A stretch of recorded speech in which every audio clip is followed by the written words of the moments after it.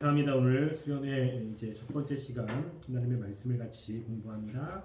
이 시간 하나님의 말씀을 통해 주기도문이 어떤 것인지를 명확히 알게 하시고 또 하나님의 그 주기도문을 우리가 외울 때 그 뜻을 분명히 알고 함께 기도하며 하나님의 은혜 가운데 거할 수 있도록 도와주시옵소서. 예수님 이름으로 기도드립니다.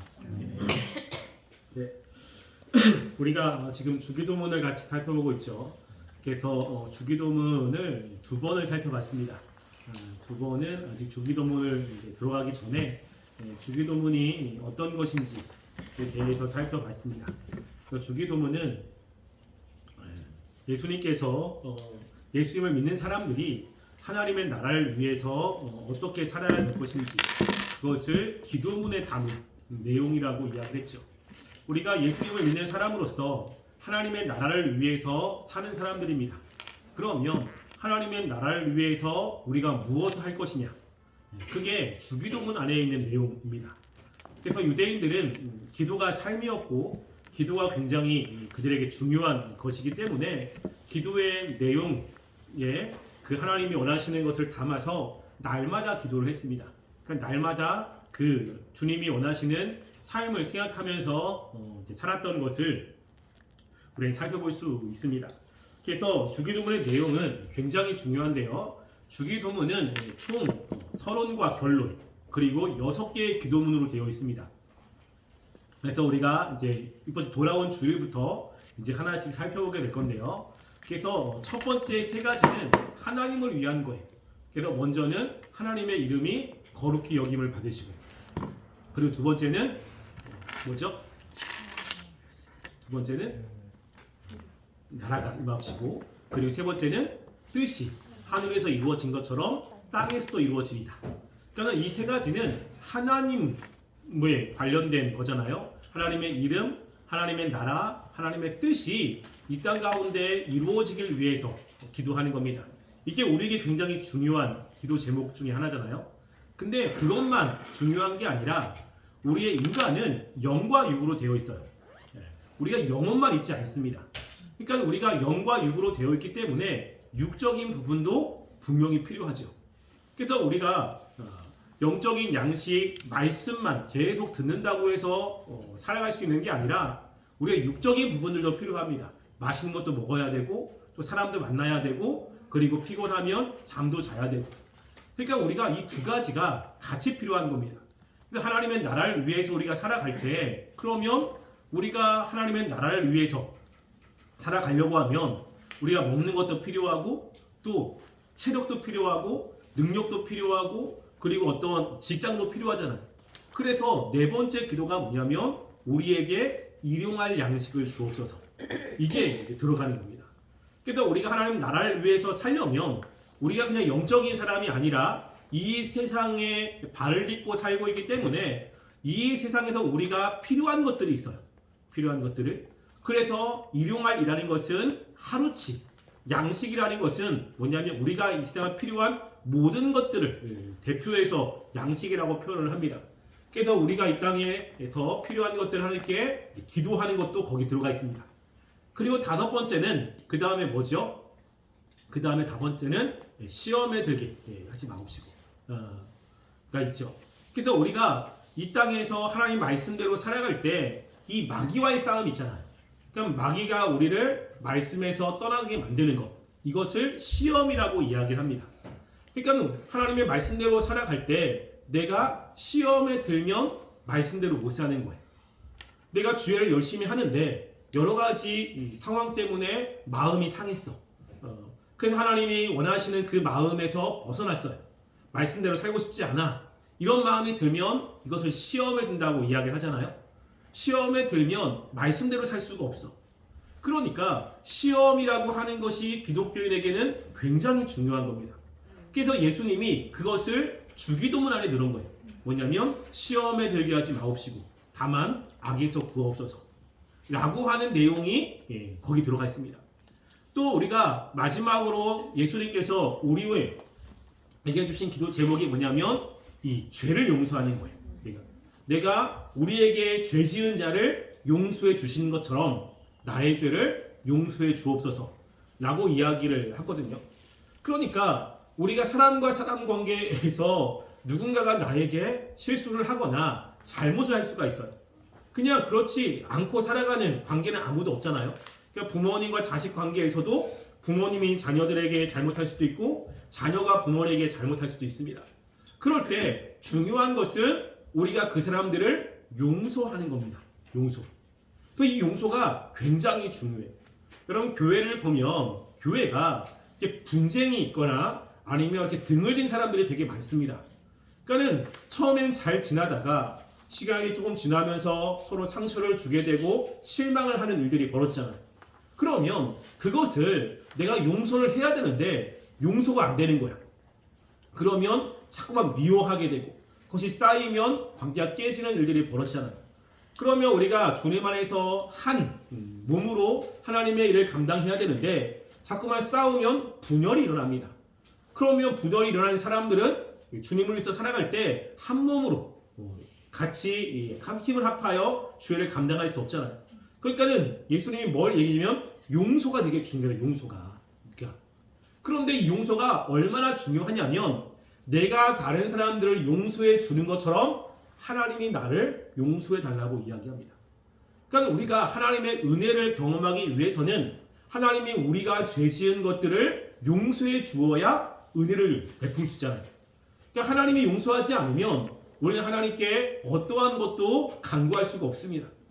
그러니까 하나님의 그 용서가 필요한 우리가 하나님의 용서를 구하려면 우리는 다른 사람의 죄를 용서하는 삶을 살아야 한다고 하는 것을 이야기하는 거예요. 근데 실제로 우리가 다른 사람의 죄를 용서했기 때문에 하나님이 우리를 용서해 주는 것은 아닙니다. 그런데 지금 여기서 예수님이 강조하는 것은 우리가 다른 사람의 잘못을 용서하는 것이 얼마나 중요한 것이냐 이것을 알려주고 싶은 거예요. 우리가 다른 사람의 죄를 용서하지 않으면 하나님과의 관계가 문제가 된다라고 예수님이 말씀을 하는 겁니다. 그래서 예수님의 말씀 가운데 우리가 하나님께 나와 예배를 드리다가 다른 사람에게 잘못했다는 것이 생각나면 예배를 끝까지 드리고 가서 용서를 구하는 게 아니라 그 재물을 두고 먼저 용서를 구하고 와서 제사를 드려라 라고 이야기를 하잖아요. 그러니까 그만큼 이 용서는 굉장히 중요한 겁니다. 그래서 우리가 하나님의 말씀대로 살아갈 때 중요한 건 가장 큰 목표는 하나님의 이름을 그리고 하나님의 나라, 하나님의 뜻을 위해서 살아가는 건데 이렇게 살아가려면 이 세상에서 우리가 필요한 것들, 우리가 해야 되는 것에 대해서 필요한 것들, 육적인 것들이 있어야 되고 그리고 두 번째는 우리가 시험에 들면 안 되고 세 번째는 용서를 하는 삶을 살아야 하나님의 나라를 위해서 살 수 있다는 것을 이야기를 하는 겁니다. 이게 주기도문 안에 있는 6가지 기도 제목이에요. 그래서 이것들을 위해서 우리가 기도를 해야 되고 이것을 위한 삶을 살아야 되는 것입니다. 이게 이제 주기도문의 전체적인 내용이고요. 자, 이제 그 주기도문의 내용을 이제 하나씩 살펴보려고 합니다. 그래서 지금 제가 6가지를 이야기했는데 그 앞에 뭐가 있냐면 서론이 있어요. 서론. 기원이 있습니다. 그리고 주기도문의 가장 처음 뭘로 시작하죠? 어떻게 시작합니까? 하늘에 계신 우리 아버지요. 그러니까는 이게 뭐냐면 우리의 기도를 들으시는 하나님이 어떤 분이냐는 것을 기억해야 되는 거예요. 우리가 지난주에 하나님이 받으시지 않는 기도를 2가지를 이야기했습니다. 2가지. 하나는 뭐냐면 중언부언하는 기도.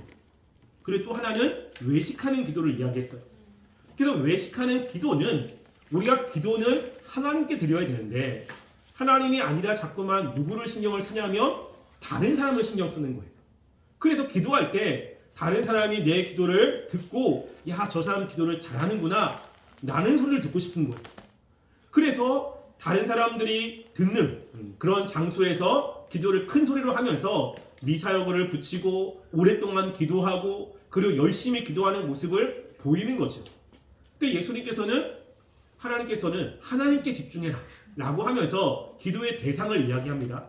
또 중언부언하는 기도를 이야기할 때 중언부언이라는 것은 같은 말을 반복하는 것이지만 실제 그 내용은 마음이 없는 기도라고 이야기를 했어요. 그래서 마음이 없는 기도를 왜 하냐면 이방인들이 그렇게 기도합니다. 이방인들은 마음도 없이 그냥 외적으로 열심히 있는 모습만 보이면 되거든요.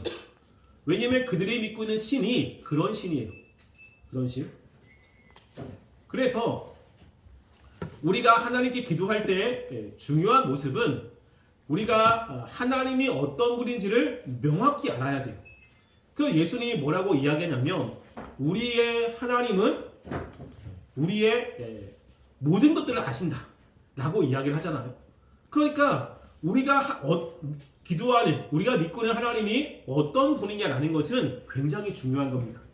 그래서 예수님께서 주기도문에 가장 처음에 뭘 이야기하냐면 우리가 기도하는 하나님이 어떤 분이냐 이것을 먼저 이야기를 해야 됩니다. 그래서 우리가 기도할 때 그 하나님을 생각해야 됩니다.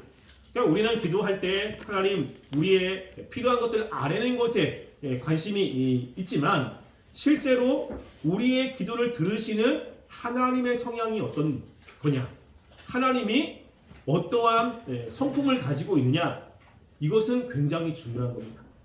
그래서 우리가 이 시간에는 뭘 먼저 살펴볼 거냐면요, 하늘에 계신 이라고 하는 의미가 뭔지를 살펴볼 거고, 그리고 우리가 내일 아침에는 우리 아버지라고 하는 것을 살펴볼 거예요. 그래서 우리가 좋습니다. 다행이에요.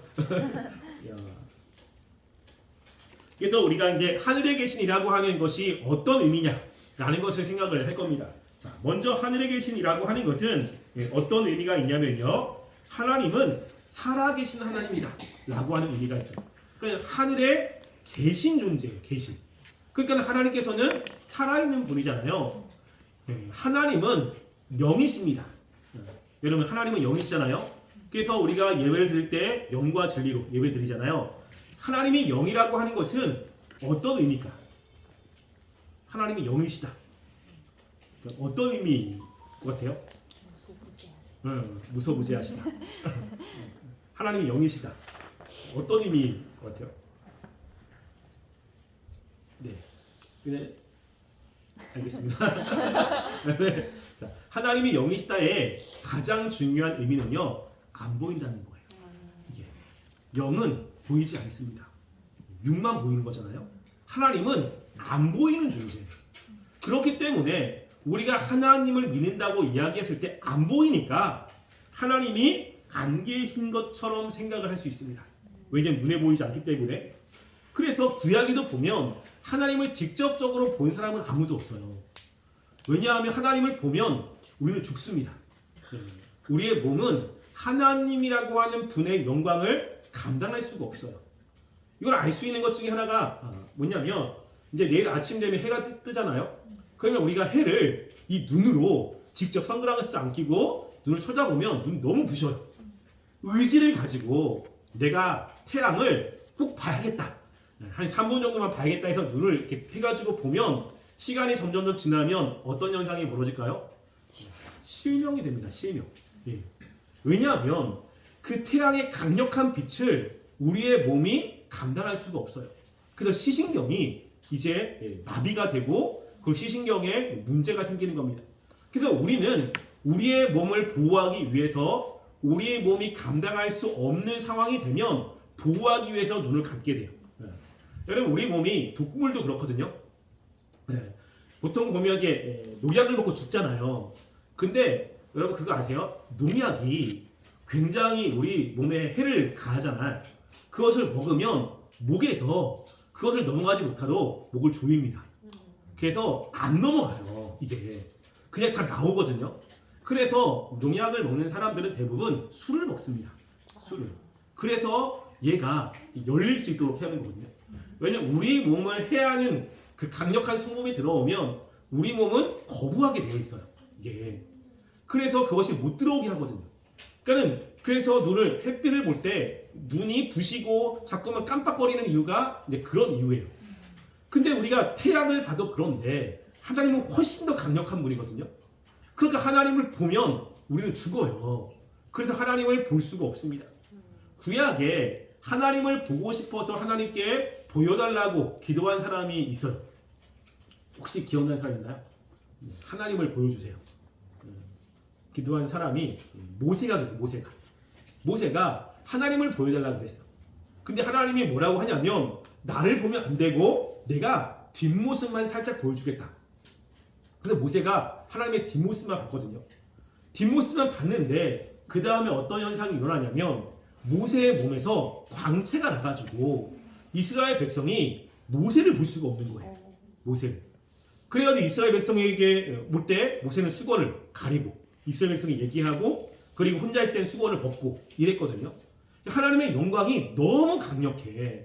그래서 우리가 하나님을 직접 볼 수가 없어요. 그러니까 우리가 하나님을 봤다라고 했을 때 그 얘기는 실제가 아닙니다. 그게 볼 수가 없어요.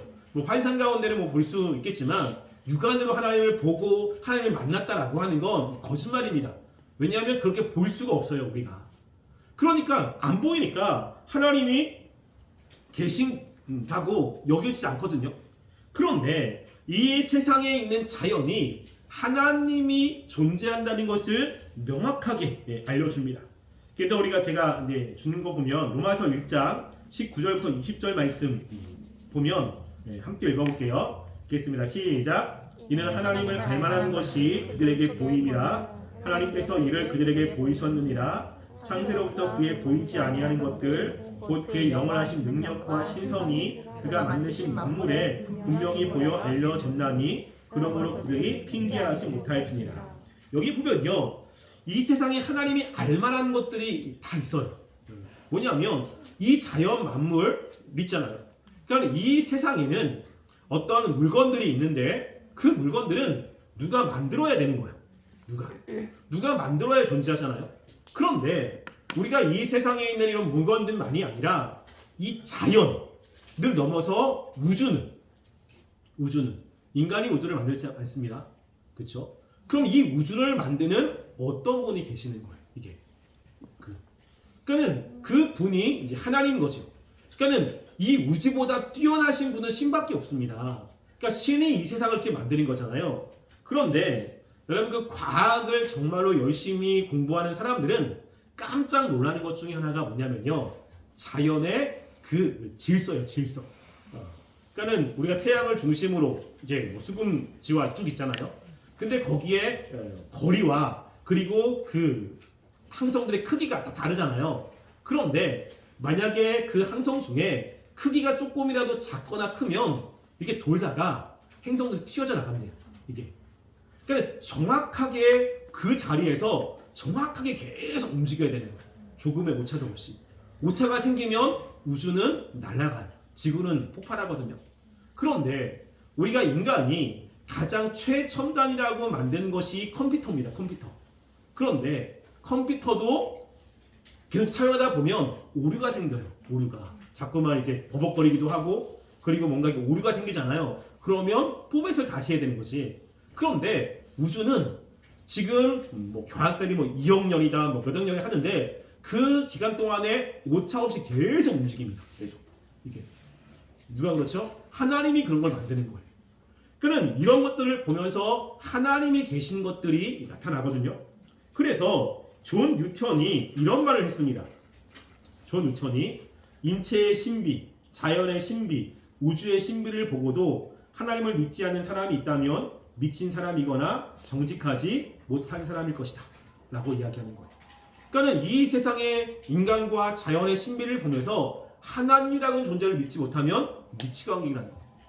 여러분 인간의 몸이 굉장히 과학적으로 그리고 섬세하게 만들어진 거 아십니까? 이게 여러분 우리의 몸에 이 핏줄이 길이가 얼마나 된다고 하죠? 지구 2바퀴만 돈다고 하잖아요. 이게 그런데 우리 몸에 피가 쭉 돌 때 심장이 뛰어가지고 돌잖아요. 여러분 그러면 심장이 한번 툭 뛸 때 피를 밀어서 우리 몸 전체의 피를 돌게 만드는 거예요. 여러분 그럼 이 압박이 얼마나 강하겠습니까? 이게 엄청 강하거든요. 이게 뿐만 아니라 여러분들이 잘 몰라서 그런데 코에 여러분 코에 이물질이 들어가면 흥푸잖아요. 여러분 때 흥푸는 요 그 바람의 세기가 얼마나 강력한 줄 아십니까? 이 지구에는 토네이도보다 훨씬 더 강력하네요. 그래서 순간적으로 훅 하면 이 아랫니가 훅 나오잖아요. 이 힘이 굉장한 거예요. 이게 이제 작기 때문에 그렇지 이게 커지면 이 집을 날려버릴 정도로 굉장히 강한 바람이 나오는 거죠. 근데 그게 인간의 조그만 몸에서 누가 만들어요? 하나님이. 인간의 몸에서 가장 신기한 게 뭐냐면 심장이에요. 심장. 다른 것들은 어떤 다른 장기의 영향에 의해서 움직이게 되는데 심장은 아무런 영향이 없어. 혼자 뛰는 거야. 혼자. 왜 뛰는지를 몰라요. 심장이 멈추면 왜 멈추는지를 몰라요. 심장이 멈출 때 하는 이게 뭐죠? 심폐소생 심장. 여기다 충격을 주는 거잖아요. 충격을 주면 얘가 뛰는 거야. 그게. 근데 계속 뛰잖아요. 왜 뛰는지를 몰라요. 이게 알 수 없는 인간의 신비예요. 이게. 근데 이게 인간이 전혀 이해할 수 없는 영역이잖아. 근데 이걸 누가 만들었냐면 하나님이 만드신 거예요. 그래서 사도 바울이 그걸 이야기합니다. 이 자연을 보면 인간이 이해하지 못하는 세상이 너무 많거든요. 근데 그것은 뭘 증명하냐면 이 세상을 만드신 분이 있다는 것을 증명하는 것이고 우리는 그 분을 하나님이라고 이야기해요. 왜냐하면 창세기 1장 1절에 뭐라고 이야기하죠? 태초에 하나님이 천지를 창조하셨느니라 라고 이야기를 하는 겁니다. 그래서 우리가 하나님께 기도할 때 우리가 믿고 있는 하나님은 살아계신 하나님이에요. 죽은 하나님이 아닙니다. 여러분들도 하나님이 살아계신다는 것을 믿죠? 네, 잘 생각하셔야 돼요. 네. 그런데 우리가 이제 하나님이 살아계신다라고 하는 것을 이제 믿는다고 하는데 이제 그것을 부인하는 사람들 있잖아요. 그 부인하는 사람들이 두 가지 종류가 있습니다. 하나는 이론적 무신론자가 있고요. 두 번째는 실제론적 무신론자가 있어요. 이론적 무신론자는 뭐라고 하냐면 하나님이 존재하지 않는다라고 말로 이야기합니다. 그러니까는 하나님이 있으면 한번 보여줘라. 하나님이 있으면 과학적으로 논리적으로 한번 증명해줘라 라고 이야기하는 사람이에요. 무신론자의 대표적인 사람이 누구죠? 혹시 신은 죽었다 라고 이야기한 사람이 니체가 대표적인 사람이죠. 니체는 대놓고 이야기합니다. 신은 죽었어. 신은 없어 라고 이야기를 하는 사람이에요. 무신론자죠. 또 이제 예수님 믿지 않는 사람들도 신이 어딨어 라고 이야기하는 사람들입니다. 그런데 또 어떤 사람들이 있냐면 실제론자 무신론자가 있어요. 이 사람들은 하나님이 있다고 이야기를 하는 거예요. 그런데 실제 삶에서는 하나님이 존재한다는 것이 보여지지 않아. 말로만 그렇게 이야기하지 실제 하나님이 존재한다는 것이 삶에서 나타나지 않아. 그러니까 하나님이 살아있다는 것을 믿는다면 내 삶에 하나님이 살아있기 때문에 무엇인가 제약을 받거나 무엇인가 유익을 경험하는 것이 있어야 되는데 이런 게 없는 거예요. 여러분 오늘 우리가 함께 나눌 것 중에 하나가 지금 이겁니다. 잘 생각해 주셔야 돼요. 하나님이 살아계시다는 것 때문에 제약을 받거나 유익을 얻는 것이 있어야 되는 겁니다. 그래서 말로는 하나님이 살아계시다고 이야기를 하는데 실제 그 삶은 잘 보면 하나님이 안 계신 것처럼 생각하는 거예요. 왜 그렇죠? 하나님의 살아계심을 믿지 않는 겁니다. 여러분 우리가 하나님을 믿는다고 이야기할 때 그 믿음도 그런 거거든요. 우리가 나는 믿음이 있어라고 이야기하지만 진짜 믿음이 있는 사람과 없는 사람들의 차이가 확연하게 드러나요. 그 믿음이라는 것이 진짜가 아닌 사람들, 뭐 하나님을 이야기하고 이해도 하고 거기에 따라서 무엇인가 하나님에 대해서 찬양도 하는데 실제 하나님을 믿지 않는 사람들이 있습니다. 이게 자 그런 사람들이 어떤 사람과 같냐면요. 야고보서 2장 19절 말씀만 볼까요? 야고보서 2장 19절 말씀 함께 읽어보겠습니다. 시작. 내가 하나님은 한 분이신 줄 믿느냐 잘하는도다. 귀신들도 믿고 떠느니라. 지금 여기 보면 믿는다고 이야기하는 사람들이 있는 거예요. 자, 너가 하나님이 한 분이신 줄 믿느냐? 하나님이 한 분 있다는 것은 살아계신 분이라는 것을 믿고 있는 거거든요. 난 믿는다고 이야기하는 거예요. 그래 잘하고 있다. 그런데 귀신들도 믿고 있다. 그럼 귀신이 믿는 거랑 실제 하나님을 믿는 사람이랑 뭔가 다른 게 있어야 되잖아요. 그럼 귀신이 천국에 갈까요? 못 갈까요? 못 가요. 지금 귀신이 하나님을 믿고 있는데 천국에 갈까요? 못 갈까요? 못 가요. 이치야, 천국에 갈까 못 갈까? 못 가지 않을까요? 그쵸? 네, 못 가요. 귀신은 천국에 못 갑니다. 지옥에 갑니다. 근데 여기 보면 믿는다고 이야기하잖아요. 그러니까 뭐냐면 이 믿음이 우리가 믿으면 천국에 가는데 귀신의 믿음이 진짜 믿음이 아닌 거예요. 믿는다고 이야기하는데. 그런데 귀신은 예수님이 딱 왔을 때 예수님이 하나님의 아들이심을 제일 먼저 알았어요. 그리고 예수님 앞에 무릎도 꿇었습니다. 예수님이 그 귀신 들린 사람에게서 떠나가라고 하니까 그 말에 순종해서 돼지에게 들어갈 수밖에 없거든요. 그러니까 예수님의 말씀을 들을 수밖에 없어요. 그런데 귀신이 그렇게 예수님도 인식하고 예수님에 대해서 이렇게 두려워하는 마음도 있는데 왜 귀신은 지옥에 갈까? 가장 중요한 차이는 뭐냐면요. 순종이라는 거예요. 순종. 귀신은 하나님의 말씀에 순종하지 않습니다. 이렇게. 그래서 하나님이 하지 말라고 하는 것을 귀신은 해요. 하라고 하는 것을 안 합니다. 그래서 우리가 믿음이 있다고 이야기를 하지만 진짜 믿음은 하나님의 말씀에 순종하는 것으로 남아요. 또 예수님이 그러잖아요. 주여 주여 하는 자마다 천국에 들어갈 것이 아니고 네 하나님의 뜻대로 행하는 자라야 들어가리라. 그러니까 진짜 믿음은 하나님의 뜻에 순종하는 것이 있는 거예요. 근데 어떤 사람들이 있냐면 믿음이 있다고 고백하는 사람도 있는 거지. 나 믿음이 있어. 나 믿음이 좋아. 근데 그 믿음이 진짜 삶에서 나오지 않는 겁니다. 이게 무신론자죠. 그래서 예수님, 하나님이 또 살아계신다는 것을 믿는 사람도 마찬가지예요.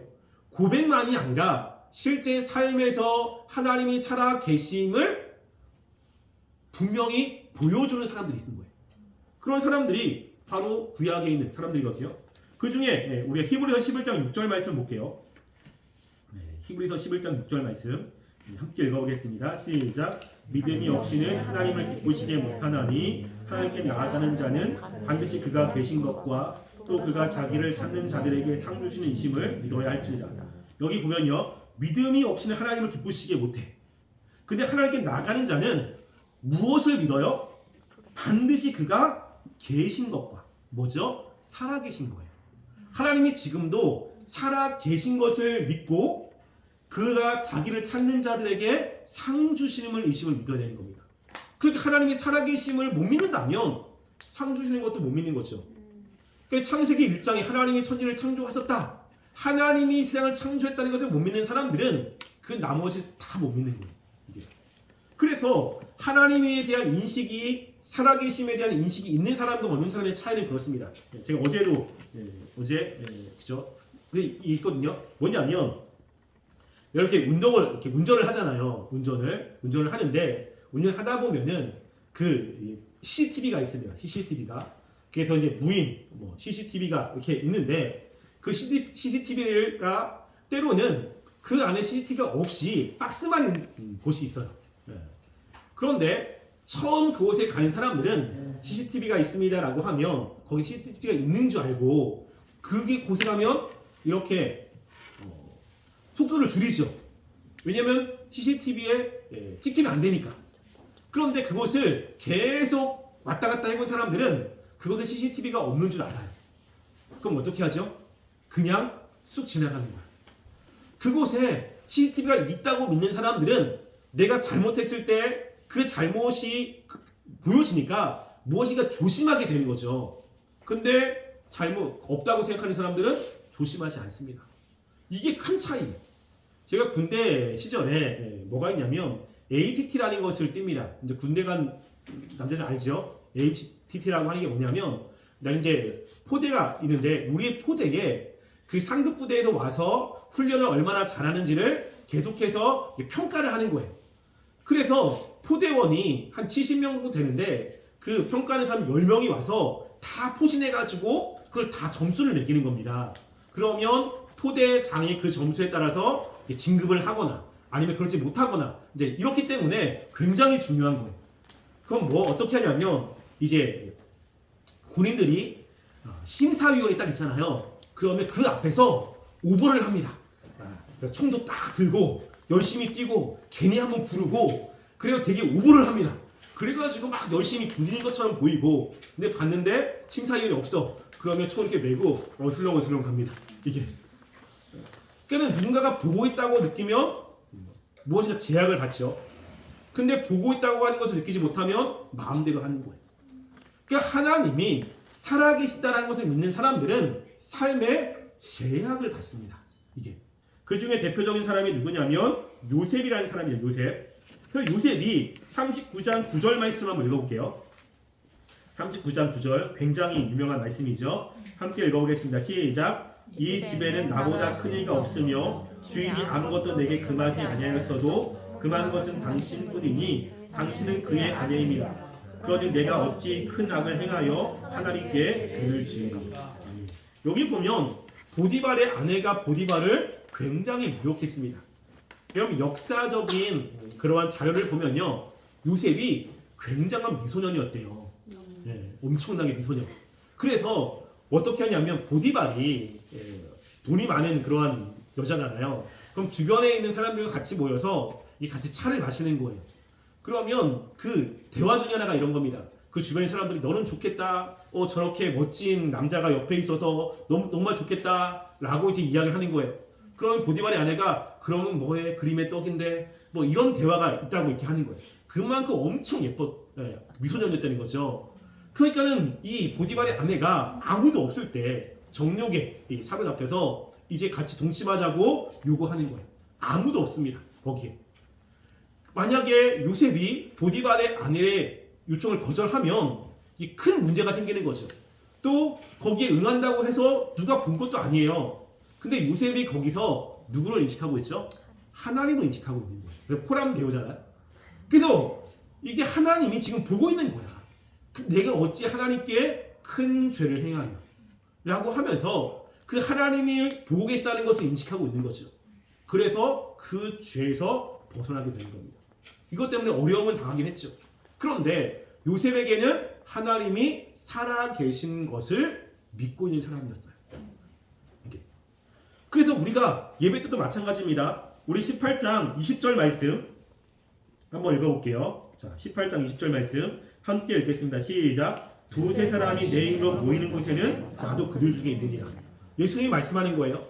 믿는 사람 2명, 3명이 모인 곳에는 예수님이 함께 있는 겁니다. 지금 우리가 이렇게 모이는 곳에, 이곳에 예수님이 계시는 거예요. 우리가 예배드리는 곳에도 예수님이 계시는 것입니다. 그러니까 우리 하나님이 살아 계시고 하나님이 있다라고 한다면 예배 시간에 그것을 인식한다면 어떻게 하겠어요? 그냥 예배를 대충 드릴 수 없죠. 하나님이 지금 보고 계시는 거야. 예배 시간에. 그럼 그것이 인식하고 있는 사람들은 물론 그 시간에 뭐 졸리기도 하고 뭐 다른 건 하고 싶은 마음도 있겠죠. 근데 하나님이 보고 계신다라고 한다면 그런 마음을 제어하려고 노력을 할 겁니다. 이게. 근데 제어가 안 된다. 그럼 하나님이 보고 계신다라고 하는 자체가 믿어지지 않는 거예요. 믿어지.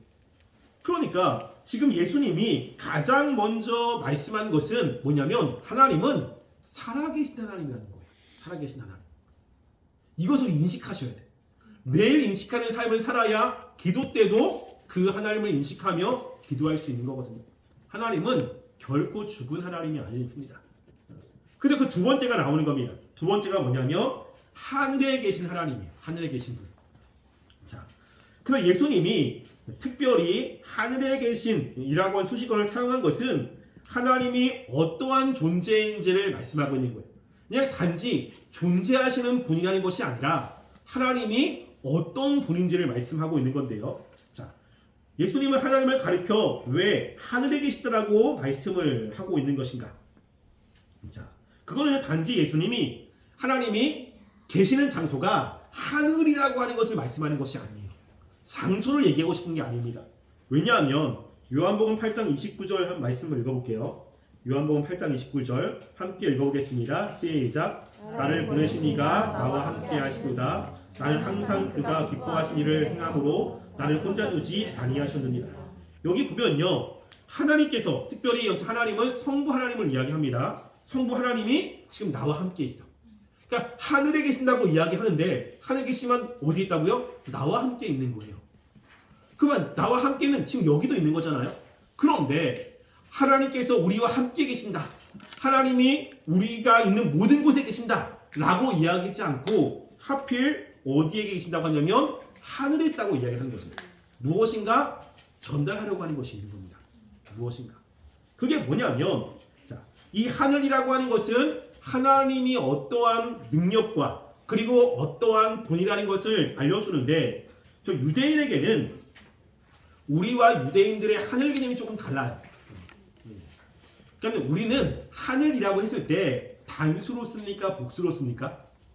여러분 하늘이라고 하면 단수 개념이에요? 복수 개념이에요? 복수? 우리는 단수예요? 복수예요? 단수죠. 그냥 하늘이라고 하는 그 단수 개념이잖아요. 근데 유대인들의 하늘은 복수 개념이에요. 그래서 원래는 하늘들이라고 하는 단어로 번역해야 돼요. 그래서 우리가 그것을 알 수 있는 것은 우리가 시편 68편 33절 말씀을 한번 읽어볼게요. 자, 시편 68편 33절 함께 읽어보겠습니다. 시작. 옛적 하늘들의 하늘을 타신 자에게 찬송하라. 주께서 그 소리를 내시니 웅장한 소리로. 여기면 하늘들의 하늘이라고 이야기하죠. 자, 고린도후서 12장 2절 말씀도 한번 볼게요. 읽어보겠습니다. 시작. 내가 그리스도 안에 있는 한 사람을 아노니 그는 14년 전에 셋째 하늘에 이끌려 간지라. 그가 몸 안에 있는지 몸 밖에 있었는지 나는 모르거리냐 하나님은 아시느냐. 여기 보면 셋째 하늘이죠. 그러니까 이것은 사도 바울이 자기가 경험한 것을 이야기합니다. 즉 뭐냐면 하나님이 계신 하늘, 셋째 하늘에 들어왔다는 거예요. 그러면 첫째 하늘이 있고 둘째 하늘이 있고 셋째 하늘이 있잖아요. 그래서 여러분들이 이 이스라엘 백성의 성막을 보면 성막이라는 것이 어떤 것을 상징하냐면 하나님의 나라를 상징하거든요. 하나님의 나라. 그래서 하나님 계신 지성소와 그리고 성소가 나뉘어졌는데 그 성소를 싸고 있는 덮개가 4개예요. 4개. 맨 마지막에 해달의 가죽은 땅을 상징합니다. 땅. 그리고 그 안에 3개의 덮개가 있고 그 다음에 하나님이 있는 거죠. 뭐냐면 첫째 하늘, 둘째 하늘, 셋째 하늘에 하나님이 계신 거예요. 이게. 그래서 첫째 하늘은 뭐냐면 우리가 지금 보고 있는 자연, 이 자연 대기권이 첫째 하늘입니다. 둘째 하늘은 그 너머 마귀들이 존재하고 있는 하늘이에요. 이게. 셋째 하늘은 그건 넘어 하나님이 존재하는 곳이에요. 그래서 유대인들은 하늘을 이야기할 때 하늘들로서 셋째 하늘을 이야기하고 있는 거죠. 그래서 이 셋째 하늘이 하나님이 계신 곳이잖아요. 그러니까 하늘에 계신다라고 하는 것은 하나님이 존재하시는 것을 이야기를 하고 있습니다. 그래서 우리가 마태복음 21장 25절 말씀 볼게요. 자, 마태복음 21장 25절 말씀 함께 읽어보겠습니다. 시작. 요한의 세례가 어디로부터 왔느냐? 하늘로부터냐? 사람으로부터냐? 그들이 서로 의논하여 이르되 아니 하늘로부터라 하면 어찌하여 그를 믿지 아니하였느냐 할 것이요. 여기 보면 묻는 거예요. 요한의 세례가 어디로부터 왔느냐? 예수를 믿는 겁니다. 하늘로부터냐? 즉 하나님께로부터냐?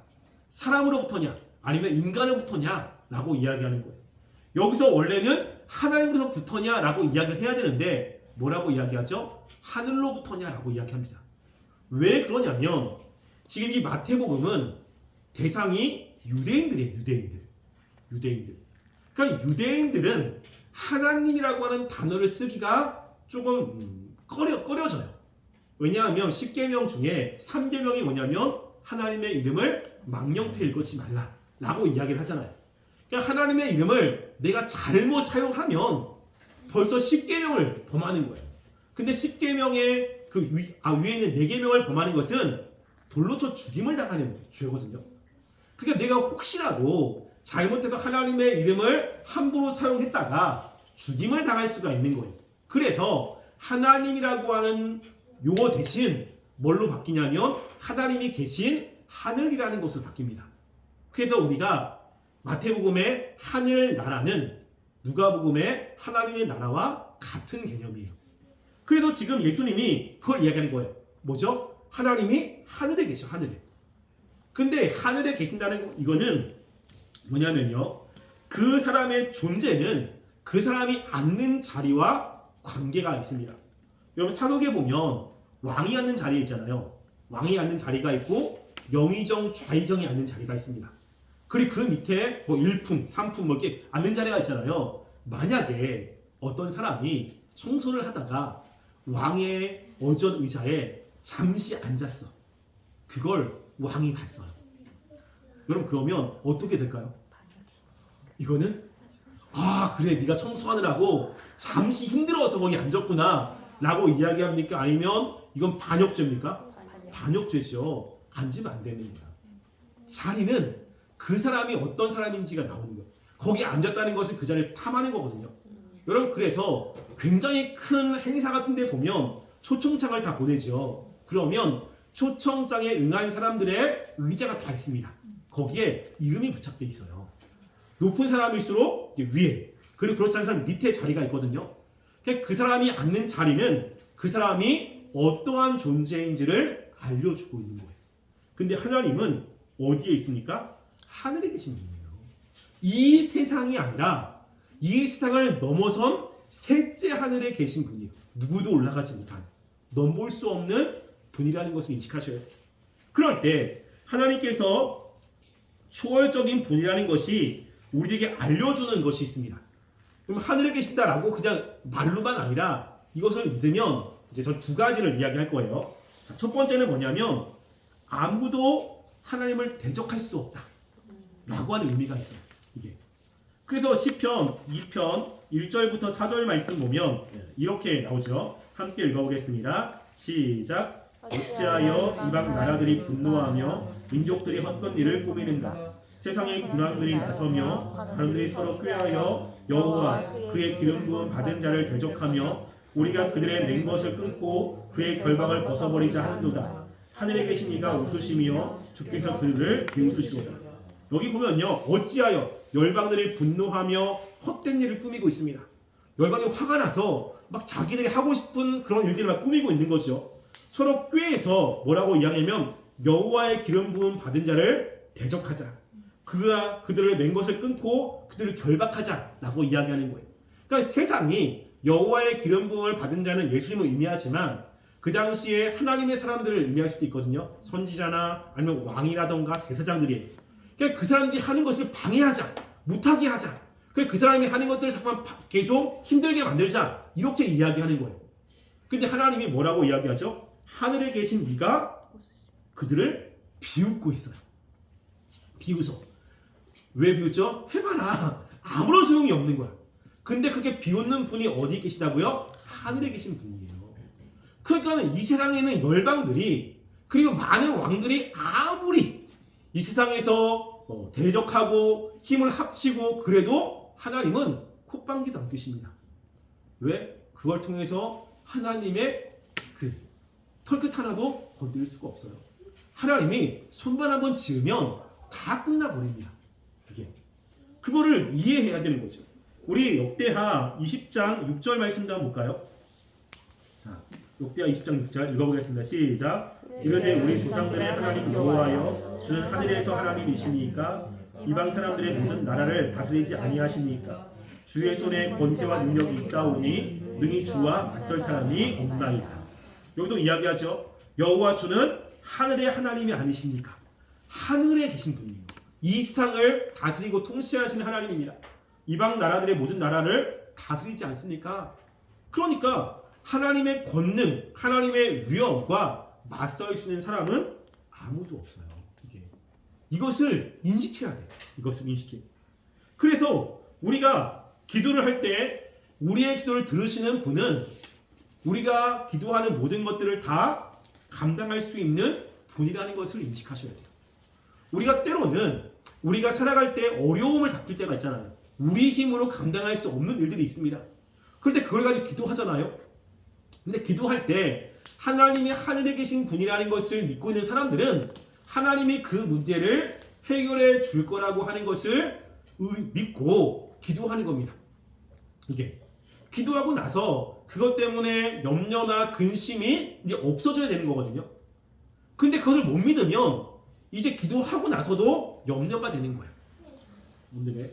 근데 성경에 보면 어떤 일이 있냐면 우리가 여호수아 11장 21절부터 22절 말씀을 한번 읽어볼게요. 읽어보겠습니다. 시작. 그때 여호수아가 가서 산지와 헤브론과 드빌과 아낙과 유다 온 산지와 이스라엘의 온 산지에서 아낙 사람들을 멸절하고 또 그들의 성읍들을 진멸하며 해쳤으므로 이스라엘 자손의 땅에는 아낙 사람이 하나도 남지 아니하였고 가사와 가드와 아스네만 남았더라. 아멘.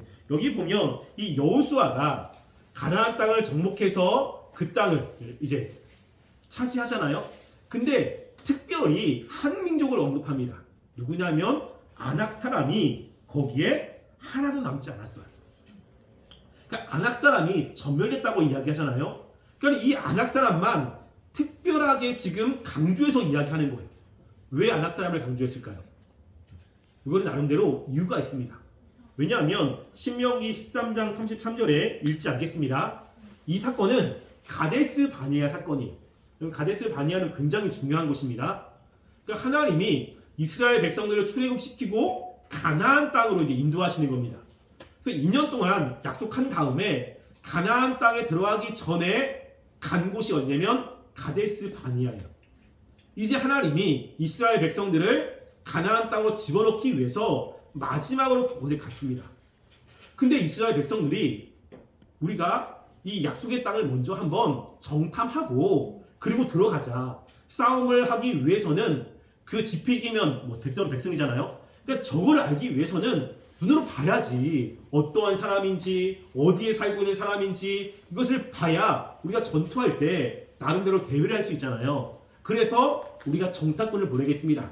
라고 한 거예요. 그래서 정탐꾼을 보낸 것에는 문제가 없습니다. 이게 하나님도 허락을 한 거예요.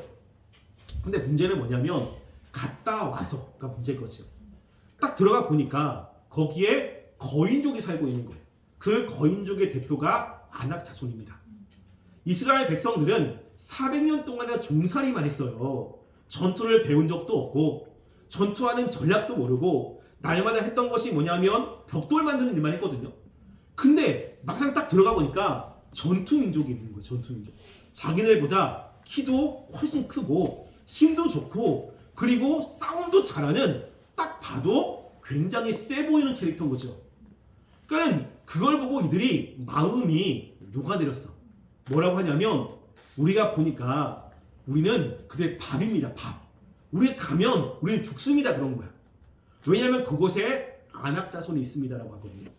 그렇게 하나님의 말씀을 믿지 못한 이유가 아낙 자손들 때문이에요. 그런데 하나님께서 믿음의 사람들이 이제 가나안 때 들어갔잖아요.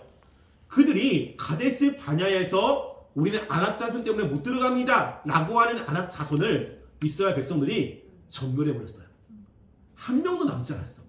그래서 이것을 간주하고 있는 거예요. 너네들이 벌써 한 30년 거의 40년 전에 못 들어간다고 하는 아낙 자손 있잖아. 너희들이 그때 내 말을 의심하고 그리고 불순종해가지고 못 들어가겠다고 하는 그 아낙 자손이 지금 내가 너희들을 함께하니까 한 명도 남지 않았어 라고 이야기를 하는 거거든요. 하나님이 역사하시면 누구도 대적할 수가 없습니다. 그래서 김홍전이라고 하는 이 신학 박사가 이런 이야기를 했어요. 우리가 주의해야 할 것은 하나님의 권능에 대한 이야기를 할 것이 아니고 하나님의 의사에 대한 이야기를 할 것이다. 하나님이 능력이 많고 적고가 문제가 아니라요. 하나님이 우리들에게 이게 할 것이냐 그렇지 않을 것이냐가 중요한 거예요. 하나님이 나에게 그것을 주려고 하는 의사가 있느냐 안 주려고 하느냐가 문제지 하나님의 능력의 문제가 아닙니다. 그러니까 우리가 기도할 때 이게 되게 중요한 거예요. 우리의 기도를 들으시는 분은 이 세상의 모든 것을 할 수 있는 분이십니다. 이게 단지 지금 내가 필요하지 않기 때문에 안 주시려고 하는 것이지 하나님이 능력이 없기 때문에 하나님이 못하시는 분이 아니라는 거예요. 이것을 믿어야 되는 겁니다. 이게 굉장히 중요해요. 그래서 예수님께서 그 얘기를 하는 거예요. 하늘에 계신 우리 아버지다.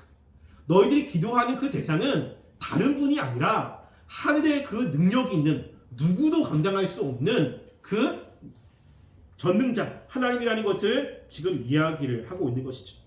그래서 우리가 하나님께 기도할 때 겸손해야 돼요. 겸손해야 돼요. 그래서 하나님 앞에 겸손하게 기도하고 겸손하게 아뢰는 것이 굉장히 중요한 덕목 중에 하나가 됩니다. 그것뿐만 아니라 또 두 번째는 뭐냐면요. 하나님께서 이 세상을 통치하시는 분이라는 것을 인식하셔야 돼요. 그러니까 능력이 많으시는 분만이 아니라 하나님 이 세상을 통치하시는 분이십니다. 우리 시편 115편 3절 말씀을 함께 읽어볼게요. 읽어보겠습니다. 시작. 오직 우리 하나님은 하늘에 계셔서 원하시는 모든 것을 행하셨나이다. 여기도 보면요, 어디에 계시죠? 하늘에 계셔서 원하시는 모든 것들을 하시는 거예요. 자, 시편 145편 13절도 한번 읽어볼게요. 보겠습니다. 시작. 주의 나라는 영원한 나라이니 주의 통치는 대대이지. 없습니까? 내가 그걸 하나 뺐군요. 네. 자, 그거 보면 하나님은 하늘에 계셔도 원하는 모든 것을 할 수 있다라고 이야기하죠. 자, 우리가 하나님은 전지전능한 분이라고 이야기합니다.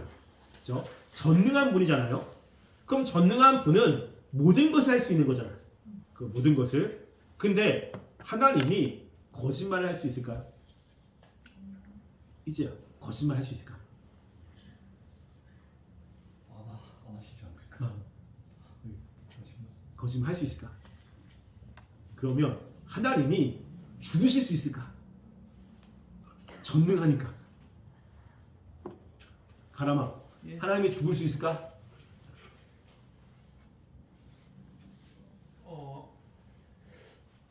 가능하셔야 되니까.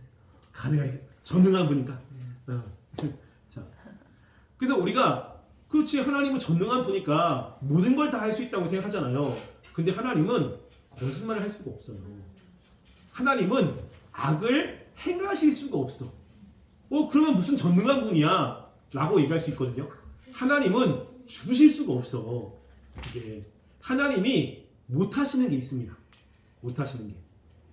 그러면 무슨 전능한 분이야? 라고 할 수 있잖아요. 근데 전능은 어떤 의미에서 전능이냐면요, 하나님이 하고자 하는 것에는 못하시는 게 없어요. 이게 중요한 거예요. 그래서 지금 그 얘기를 하는 거예요. 하늘에 계셔서 원하시는 모든 것들을 할 수 있습니다. 이게 하나님이 원하시지 않는 것은 안 하시고 못하세요. 이게 그러니까 하나님이 계획하시고 하나님께서 무엇인가 하려고 하시면 그것을 할 수 있는 능력이 하나님 있는 겁니다. 이게 그래서 이 세상에는 일어나는 모든 것들은 하나님의 허락이 없으면 되어지지 않아요. 이게 왜? 하나님이 통치하시는 분이라고 이 때문에 그렇습니다. 이게 그래서 우리가 생각할 때 마귀도 그렇거든요. 마귀도 기독교인들이 잘못 생각하고 있는 것은 이 세상은 싸움이 선과 악의 싸움이잖아. 선과 악의 싸움. 그래서 선의 대표는 누구죠? 하나님이죠. 악의 대표는 누구예요? 사탄. 마귀죠. 그러면 누구와 누구의 싸움이라고 생각해요? 하나님과 마귀와의 싸움이라고 생각하지. 그래서 이 두 분이 싸우는 거야. 그래서 그런데 여러분, 하나님과 마귀가 싸우면 누가 이겨요? 하나님이 이기죠. 게임이 안 돼. 하나님과의 마귀와의 싸움이 아니에요. 이게 하나님이 마귀도 통치하시거든. 이것을 알 수 있는 곳이 어디냐면 욥기입니다. 욥기. 우리 욥기. 우리 욥기 1장 12절 말씀을 한번 볼게요. 욥기 1장 12절 함께 읽어보겠습니다. 시작. 여호와께서 사단에게 이르시되 내가 그의 소유물을 다 내 손에 맡기노라. 다만 그의 몸에는 내 손을 대지 말지니라. 사단이 곧 여호와 앞에서 물러가니라. 욥기를 잘 알죠? 하나님이 욥을 보고서 이렇게 자랑하는 거예요. 야, 욥처럼 나를 잘 섬기는 사람이 어디 있느냐? 욥처럼 신실한 사람이 어디 있느냐? 그때 이 사단이 그 욥을 하나님께 도발하는 겁니다. 욥은 하나님이 다 주셨기 때문 아닙니까? 재물도 주시고 또 공명도 주시고, 그러니까 하나님이 울타리로 잘못된 것이 들어왔을 때 다 막아주셨기 때문에 그가 평안하고 축복을 받았으니까 하나님을 찬양하는 겁니다 라고 도발을 한 거예요. 하나님이 그래? 그러면 가져가봐라 라고 한 거거든요. 그래서 하나님이 울타리를 이렇게 씌우신 거예요. 근데 그때 하나님이 조건을 거십니다. 너 욥의 몸은 건들지 마. 욥의 재물, 욥의 자녀들은 다 가져가도 욥의 몸에는 손대지 마 라고 하니까 마귀가 욥의 몸에 손을 못 대는 거예요. 그의 10명의 자녀를 다 데려가고 재산을 다 가져갔습니다. 그리고 욥의 몸에는 손을 못 대는 거예요. 또 와가지고 그런데도 불구하고 욥이 하나님을 찬양하거든요. 하나님이 그런 거야. 야, 욥 봐라. 너가 얘기한 대로 다 가져갔는데 그런데도 하나님을 찬양하지 않느냐 라고 하니까 뭐라고? 인간은 가장 사랑하는 게 자기 몸입니다. 자기 몸이 굉장히 힘들면 욥은 하나님을 저주할 겁니다 라고 이야기하는 거예요. 그래? 그럼 한번 해봐라. 근데 단 조건은 그의 생명은 건들지 말라 라고 이야기하는 거예요. 그래서 마귀가 욥의 몸에 손을 대기 시작하죠. 정수리부터 시작해서 발 끝까지 그 뭐가 나오냐면 두드러기가 생긴 거예요. 그러니까 두드러기 얼마나 간지럽습니까? 막 긁은 거지. 긁어도 안 돼서 기와장으로 긁은 겁니다. 긁으니까 어떻게 되죠? 여기에 피가 나고 진물이 생기고 딱지가 생겨서 계속 아픈 거예요. 아프고 간지럽고를 반복하는 겁니다. 그럼 계속 간지러니까 죽겠는 거지. 온몸이 막 딱지딱지 드니까 사람의 몰골이 아닌 거예요. 먹지도 못하고 너무 힘든 거죠. 근데 어디를 못 건드리죠? 생명을 못 건드리는 거예요. 왜? 하나님이 허락하지 않았어. 그럼 마귀도 하나님의 허락이 없으면 어떻게 할 수가 없습니다. 그러니까 하나님은 마귀까지도 통치하시는 분이에요. 이게. 그러니까 우리 세상에 일어나는 모든 일은 다 하나님의 허락 안에 일어나는 겁니다. 하나님이 허락하지 않으면 일어나지 않는 거예요. 어떤 사건, 어떤 어려움, 그리고 어떤 고통, 그것도 모든 것도 하나님께서 허락하신 것입니다. 그래서 우리가 되게 중요한 것은 하나님의 뜻을 묻는 게 되게 중요한 거죠. 이걸 안다면 하나님의 뜻이 무엇입니까? 하나님의 원하심이 무엇입니까? 이것을 묻는 것이 굉장히 중요합니다. 근데 우리가 생각하는 것 중에 하나가 뭐냐면 우리가 열심히 기도하면 하나님의 뜻도 꺾을 수 있을 거라고 생각하는 거예요. 이게 절대 그렇지 않습니다. 특별히 우리가 이제 야고보서 4장 3절 말씀 보면 이런 말씀이 있어요. 자, 함께 읽어볼게요. 시작. 구약어에도 받지 못함은 정욕으로 쓰려고 잘못 구하리라. 뭐 열심히 구해도 받지 못하는 그런 것이 있어요. 뭐죠? 정욕으로 쓰려고 잘못 구한다. 정욕은 뭐냐면 하나님과 관계없이 내 욕심을 위한 거예요. 내 욕심. 오로지 내 욕심만을 위해서 구하는 기도는 하나님이 안 들어주십니다. 이게. 그러면 어떤 사람은 그래요. 아니 우리가 열심히 기도하면 하나님이 다 들어주지 않습니까? 왜냐면 성경에도 그렇게 얘기하잖아요. 구하라 그러면 주실 것이요, 찾으라 그러면 찾아낼 것이요 라고 이야기하고, 특별히 야고보서 바로 다음에 뭘 이야기하자면 하나님이 구하는 사람들의 기도를 들어주신다. 엘리야를 봐라. 엘리야가 3년 6개월 동안에 비가 오지 않았지만 열심히 간구했더니 하나님이 비를 내려주셨다. 하나님께 간구하면 하나님이 들어주신다라고 이야기를 하거든요. 어떻게 보면 그래 내가 열심히 기도하면 하나님이 내 기도에 맞게 응답하실 거라고 생각하잖아요. 그런데 중요한 건 하나님의 뜻이 있어야 하나님이 들어주신다는 거예요. 여러분 엘리야가 3년 6개월 동안 비가 내리지 않는 상황에서 기도해서 비를 내렸잖아요.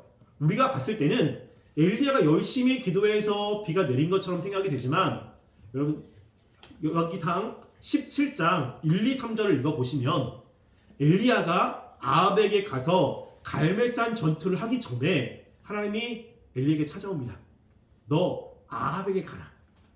내가 이제 비를 내려주겠다 라고 약속을 하고 보내는 거예요. 그럼 엘리야는 하나님이 이제 비를 내려주실 것이라고 하는 것을 알았어요. 그리고 갔고 그리고 기도한 겁니다. 그러니까 기도해서 하늘을 봤더니 하늘에 이 구름이 먹구름이 안 생기는 거예요. 그러면 야 이게 안 주시나 보다 해도 되는데 엘리야가 어떻게 하죠? 7번이나 기도합니다. 왜 기도하죠? 하나님이 비를 주시겠다고 말씀했어. 그러니까 하나님이 하시겠다고 했으니까 지금 안 와도 내가 기도하고 간구하면 하나님이 주실 거잖아. 그러니까 엘리야가 7번을 기도한 거예요. 기도했더니 먹구름이 조금 생긴 거야. 그러면 이게 조금 생겼다고 해서 비가 다 올 거라고 하는 보장이 없잖아요. 조금 생겼다가 없어질 수 있어요. 어제 그저께 부산에 눈이 내린 거 아십니까? 눈? 깜짝 놀랐어. 운전하는데 뭐가 이렇게 앞에 유리에 이게 눈이 이렇게 맺히는 거예요. 이렇게 이슬이 뭐 잘못 먹었댔나? 머리 떨어졌나? 근데 그냥 떨어져서 난 게 아니고 이게 눈발이 때문에 이렇게 느낀 거예요. 부산에 눈이 온다고? 없어졌다가 또 지나니까 하나가 또 떨어져. 야 눈이 오려나 보다. 웬걸? 그 다음부터 없어. 그 다음부터 그냥 몇 개 떨어지고 없더라고요. 그러니까 이게 먹구름이 생겨도 없어질 수 있거든. 근데 엘리야가 뭐냐면 아합한테 그러는 거예요. 아합 왕이여 지금 비구름이 생겼습니다. 그래도 혹시 비가 많이 내려서 그 왕국에 못 갈 수 있으니까 지금 빨리 가십시오. 빨리. 그렇지 않으면 왕국에 못 갑니다 라고 이야기한 거예요. 그거 하나 보고. 왜 그렇죠? 하나님이 약속한 게 있잖아요. 그 약속이 있으니까 지금 내가 눈에 볼 때는 조그만하지만 하나님이 약속을 했기 때문에 이루어질 거라는 것을 엘리야는 믿었던 거예요. 그러니까 빨리 대처를 하는 거지. 이게 우리가 하나님은 이 생을 통치하시는 분이에요. 우리가 열심히 기도할 때 중요한 건 하나님의 뜻이 무엇입니까? 이게 하나님이 원하시는 것입니까? 하나님이 원하시지 않는 것입니까가 중요한 거지 하나님의 능력이 없어서 안 해주는 것이 아니라는 겁니다. 그래서 예수님이 이야기하는 거예요. 우리가 기도하는 그 하나님은 살아계신 하나님이고 하늘에 계신 하나님이야. 그래서 하나님은 그 이 세상에 누구도 대적할 수 없는 분이고 하나님께서 계획하신 것이라면 반드시 이루어지시는 분입니다. 그럼 우리가 기도할 때 어떤 걸 기도해야 되죠? 하나님의 뜻에 맞는 것을 기도하잖아요. 그렇죠? 그게 뭐죠? 그게 주기도문이야. 주기도문. 그래서 우리가 기도할 때 기도가 안 된다 그러면 뭘 가지고 기도해요? 주기도문. 왜? 그게 하나님이 원하시는 거잖아. 이게. 그러면 하나님이 원하시는 걸 반드시 들어주잖아요. 그러니까 이게 예수님이 말씀한 대로 마음을 집중해서 주기도문의 내용을 가지고 기도하면 그 내용은 하나님이 기뻐하시는 내용이기 때문에 하나님이 그 내용을 기도를 들어주신다는 겁니다. 그래서 주기도문이 굉장히 중요한 거예요. 주기도문. 그래서 우리가 기도할 때 먼저 생각할 것은 내가 어떤 기도 제목을 가지고 기도하느냐라는 것보다 내 기도를 들으시는 하나님이 어떤 분이시냐 라는 것들을 먼저 인식하셔야 돼요. 먼저 하나님은 살아계신 하나님입니다. 지금도 보고 계시고 지금도 이 세상을 눈동자같이 보고 계세요.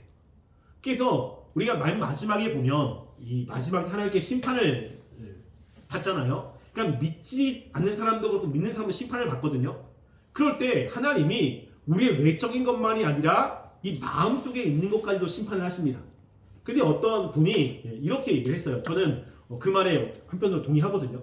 하나님이 어떻게 심판하시냐? 지금 보면 CCTV가 있잖아요. CCTV가 다 찍고 있잖아. 하나님이 CCTV처럼 우리의 삶을 찍고 계신 거야. 다. 행동도 찍고 마음도 찍고. 그래서 심판하실 때 딱 세워놓고 두 개가 쭉 돌아가는 거예요. 행동, 마음 쭉 돌아갑니다. 그리고 잘못된 거 있으면 묻는 거죠. 너 왜 그렇게 했니? 묻는 거예요. 너 왜 그 마음을 갖니?